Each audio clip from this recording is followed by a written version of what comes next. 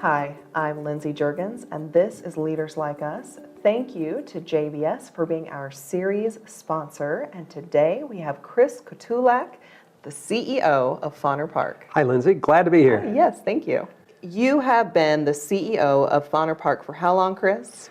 Well, this is my second tour of duty, but I arrived in the summer of 2018, and after the 2019 racing season, that's where longtime Fauner Park assistant GM, then CEO, decided he would pass the reins over to me. So that happened in the summer of 2019, and I became the CEO then, and my first racing season was 2020 at Fauner Park. But prior to that, I was here in 1986 to 1995 as the track announcer and publicity and marketing guy.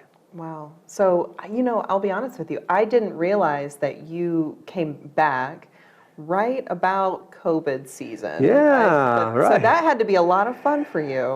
Well, it was, you don't know what you don't know, right? Totally. So I've worked at a racetrack since I was age 16.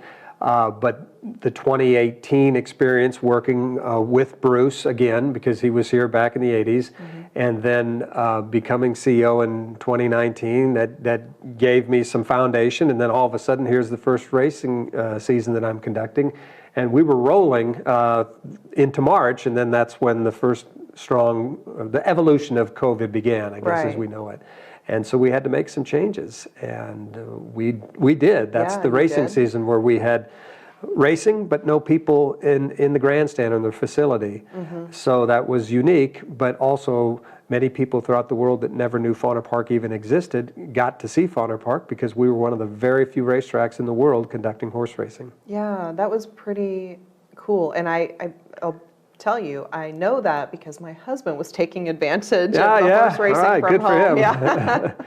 So I know you've been in and around horse racing essentially your whole life. You had said 16, I think. You were getting into it. So can you talk a little bit about this background? Sure. I was raised in Omaha and grew up only a matter of a few blocks from the racetrack in Omaha, Exarban as it was called then, Nebraska, spelled backwards. And so every summer about every half hour, we'd hear this sort of roar come up over the trees and through the neighborhood, and that was the finish of a race. And that was pretty exciting to know something special was going on there. Well, I started as entry-level position, just shoveling horse stalls, what happens in horse stalls, and walking horses and taking them up to the races or back and forth to the racetrack. And I rode my bike to the track at 5 o'clock in the morning. So I had fell in love with horse racing then, and then it just evolved. And along the way, I realized that, hey, I want to be a track announcer, and I started training myself with that. I'd go up into the grandstand, I'd tie a little tape recorder around my neck. This is even before there were Walkmans, so this was a big clunky thing. And I'd practice calling races into that tape recorder, and that's the way I would critique myself. And I kept sending tapes to Hugh Miner, the longtime general manager here at Fauner Park.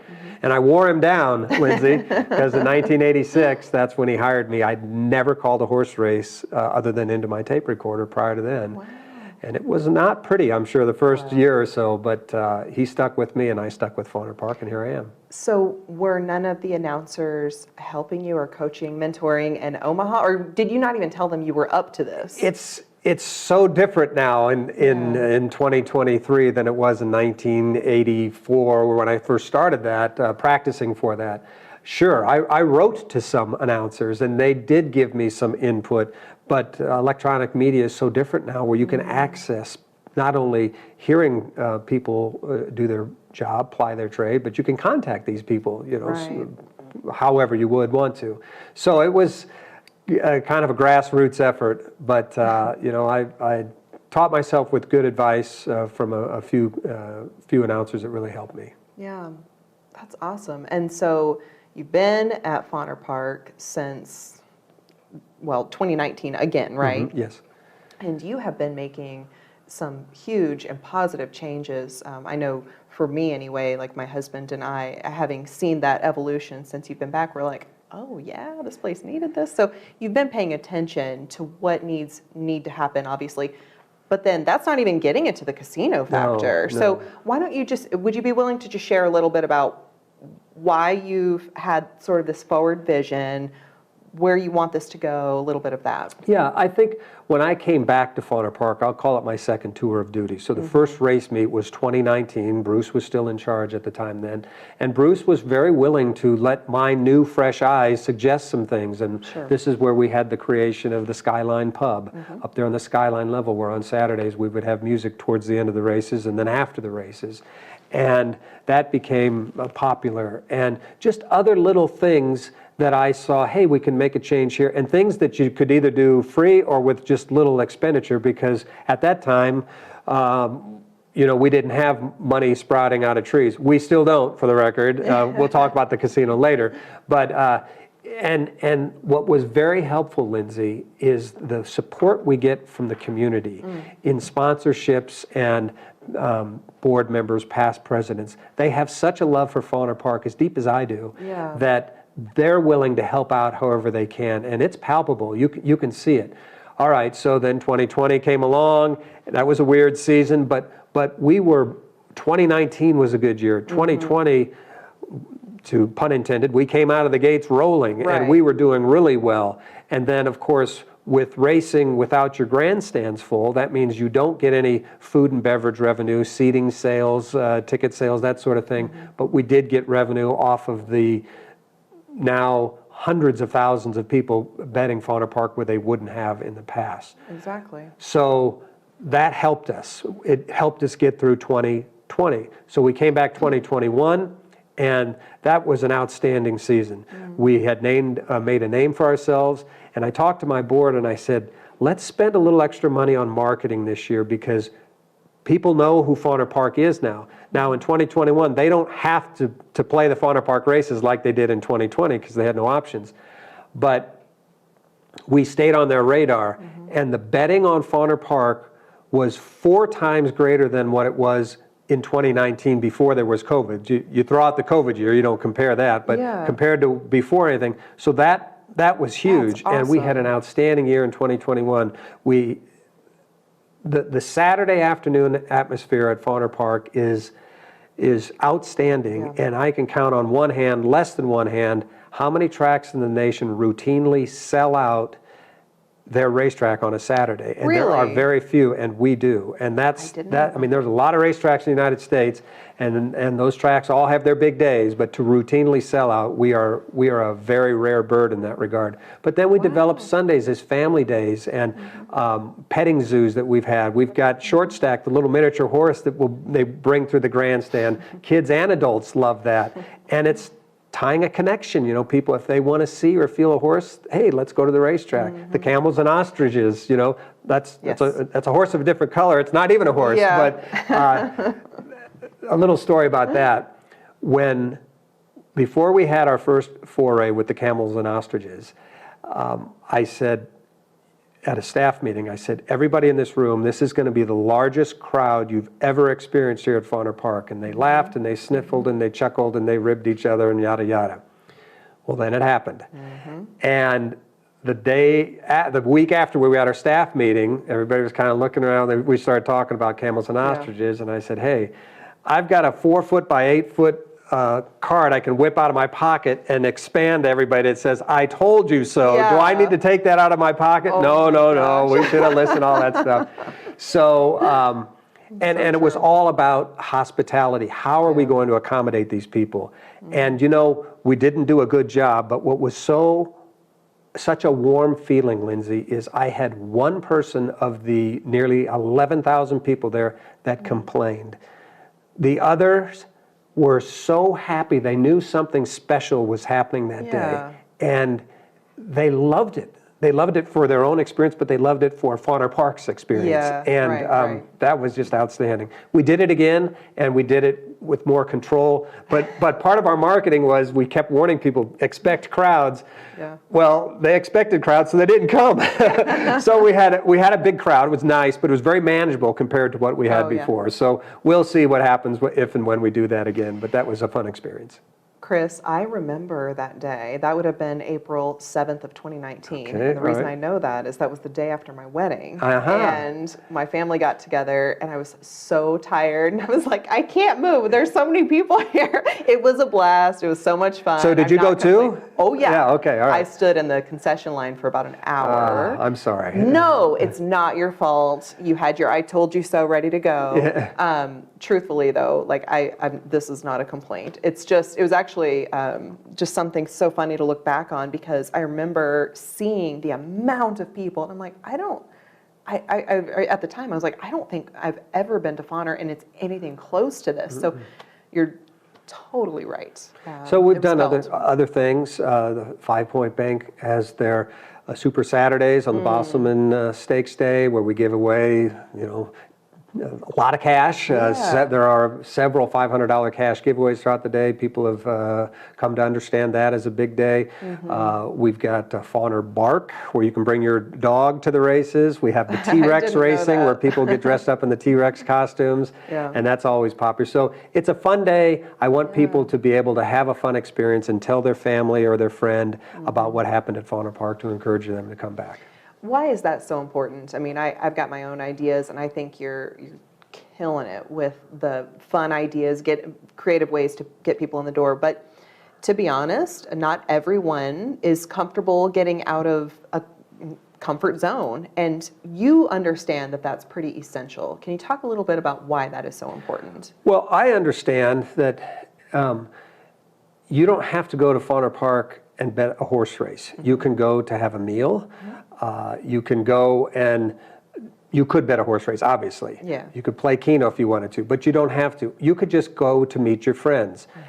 The Saturday experience here, I would say about half the people are really there to bet the horse races. The others are there to really have a fun time. And there's a crossover of some of those that may actually have a bet here or there.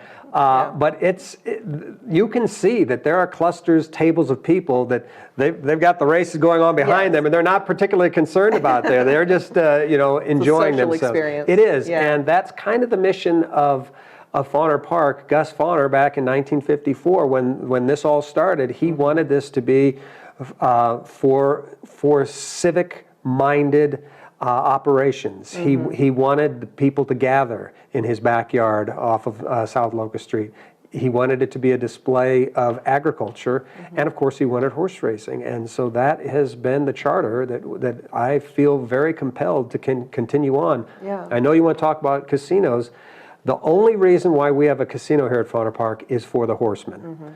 I like it to peel it back a little bit further for the horses. In my mind, here's the priority: horses, horsemen, and then there's staff and the fans. If I've got a staff member sitting next to me, I'll say it's about the staff first before the guests. If I've got a patron, no, I'm just kidding. I know. But that's it. It's about the welfare of the horses, then the people that bring the horses to us to put on this horse racing show, and then I want to make sure my guests and my staff are comfortable. That's what I am tasked with, and it's some simple common courtesy that helps you, do all of that stuff. Yeah. But without the casino, we would not have the hope that we have for the horses and horsemen now, because it's been kind of like smoke and mirrors how we've been able to put on this show and have such a fun Saturday with the rest of the racing. Since I started in horse racing, Lindsay, in fact, I think this millennium, since 2000, 50 racetracks have closed, and Fauner Park has no reason to be open, yet we are. And it's Yeah. because of this community mindedness, I think, and the fun that Fauner brings. That's awesome. And Chris, I feel like I've asked you this before, so let's just pretend I know the answer. And all right. I'm asking for the sake of our viewers. Can you remind me how the talk of the casino came about? Well, it's not the first time that the attempt to get casino gaming on the ballot has occurred, long before I returned back here. But it made it on the ballot, and it was voted on in November of 2020. And in the months leading up to it, we could see, hey, this is gaining momentum. And it was the Ho-Chunk Nation, Winnebago Nation, and The Nebraska HBPA, the Horsemen's Benevolent and Protective Association, they own tracks in Lincoln and Omaha, and they collaborated for this campaign. Well, we could see it was on, so we jumped in and we helped contribute to the best we could and put up billboards and paid for some signage and such. And I remember when the election results started to come in that Tuesday evening, it was like, wow, this is going to happen. Right. And it did happen. Yeah. And the next day, everybody was sort of euphoric and happy joy, but there was like, okay, now what? Right, what do we do with this? Right.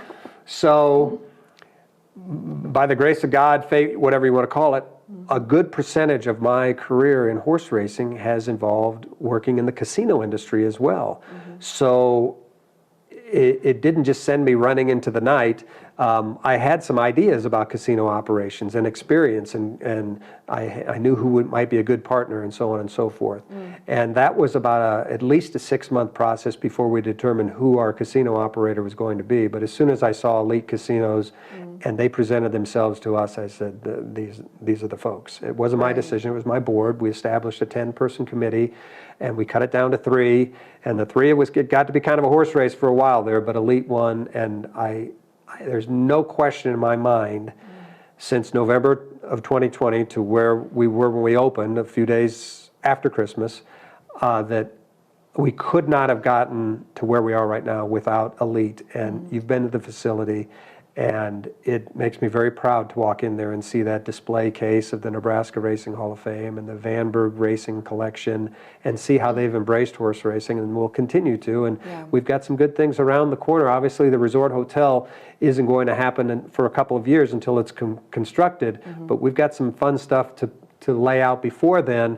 And frankly, we could not have done it without the support of the Nebraska State Fair, because we have the 230 acres, we own it, but for 2 months out of the year, our tenant is the Nebraska State Fair, and they take a lot of turf, and they have to. It's a big thing they put on, so we pretty much yield to them. So we had to come to terms about sharing, and we have, and I'm very happy that that's happened, and we can now push on down the road.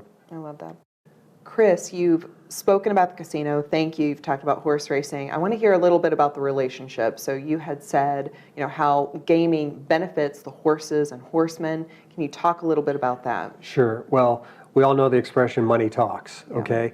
And Fauner has not had the money to lure horses and horsemen here because our purse money is just so shallow. The money that we get from the casino, and we split it 50-50. Half goes to the horsemen, half goes to Fauner Park. Fauner Park spends it on payroll, capital improvements, saving for a rainy day, bands for Skyline Pub, that sort of thing. What goes to the horsemen goes either to the Nebraska Thoroughbred Breeders Association or to horsemen, the HBPA. And the purse money is what lures the horsemen to come to Fauner Park. And so right now, our average purse per race might be $6,000. Well, ideally, I want that to double. I want horsemen to be running for $10,000 purses, $12,000 purses, and so on and so forth. The horsemen that are here now, when they leave our meet, they'll go race at tracks in Minnesota, Iowa, Indiana, Oklahoma. All of those tracks have casino money supported purses. So what they're running for now is chump change compared to what they're going to run for later in the year. And that's why each and every year we lose more and more horsemen, because they think, well, Fauner's nice, they run a nice place, it's fun to go there, that Saturday atmosphere is fantastic, but where's the purse money? I can't afford to go to Fauner. And now we're giving reason to want to go to Fauner Park. We want to reward those people who've been here for decades. We want to attract people that haven't been here before. And that's how the casino money helps the industry. And it's not just the horsemen who come, it's the people that take care of those horses, the people that grow hay and feed for those horses, the whole industry that's built around it, the hotels and restaurants that make money in Grand Island when the races are on. It is felt significantly, and that's how this all helps with the casino money. I love that. That's such a great explanation, and I feel like I end up talking a lot about how nobody lives in a bubble. And this is just another example. Nobody lives in a bubble. What benefits Fauner doesn't just benefit Fauner. It benefits our community. It benefits our industries. And there's impact, a positive rippling impact. By all means. And the casino is very proactive in And we want to be now at Fauner Park. For decades, we haven't had that money to be that philanthropic icon or pillar. Now I want to get back to that. I Yeah. want to donate ambulances if we can. And we want you to. Yeah, Chris. okay. But then, other things that are the dark side, we're very proactive in human trafficking and how we can work to prevent that. And, Yes. and the good things about working at a casino, and I have elsewhere, is they train their employees how to detect problem gaming, how to be aware of things, this and that. So this is not some shady industry. It is Right. heavily regulated, and it's for the people out there so that they all get a fair shake. I love it. I'm excited for it. Selfishly, I'm excited for it. I think that a lot of people will win. Well, I guess literally and figuratively. Yeah, sure. A lot of people will win by having Fauner Park enter into this. You've already enter into this new phase, and obviously with this great partnership with Elite, I think it's all great. I'm very excited for I you. couldn't have done it without the terrific partnership of Elite and their employees. I couldn't have done Yeah. it without our employees and No our kidding. horsemen. People pat me on the back, but boy, there's a line of people behind me that got me to this point. So I'm just the face. There's a lot of love and passion that goes into this place. I'm very proud to be part of it. Well, from someone who works with a leadership organization, I will say from an expert level, it's good leadership. That's what it takes. I'll So take that. Thank you. Yeah. Well, Chris, I really appreciate you joining us today. I no doubt you're very busy. Horse racing season is in 45 minutes. So thank you so very much for taking time to join us. My pleasure. Thank you. Yes. I'm Lindsay Juergens. Thank you to JBS for being our series sponsor. This is Leaders Like Us.